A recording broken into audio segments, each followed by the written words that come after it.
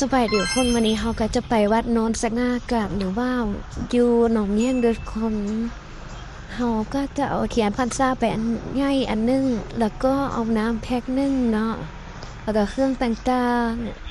ๆนี่เขาก็นั่งท่าครูบาเนาะบรวดหลายประมาณ3-4 นาทีเนาะท่าเนาะเพราะว่าเพื่อนสายเวียอยู่ถึงแป๊บเดียวนี่ครูบาทีให้ห้องเร็วๆเขาก็จะไปเอี่ยมก็ไปไหวอยู่ใส่บ่ห้องเนาะทูบ16 ดอกเนาะ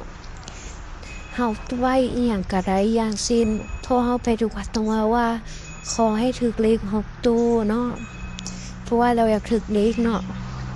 แล้วก็ขอให้ได้ขายดินเนาะทุกคน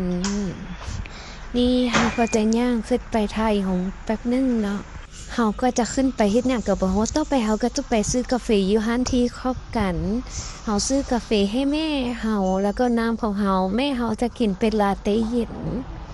แล้วก็ของเฮาจะเป็นโกโก้เย็นเนาะทุกคนนี่เพราะเฮาก็ทายในหารว่ามันเป็นจังใดเนาะตอนนั้นแค่ฝนมาซื้อบ่คุ้มกับการกินน้ำเลย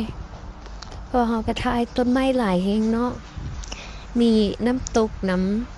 อยากไปลอยน้ำเนาะแต่ว่ายานฟ้าผ่าเนาะเข้ามาแล้วก็จะเมียนเงินแบบนึงจบละเด้อ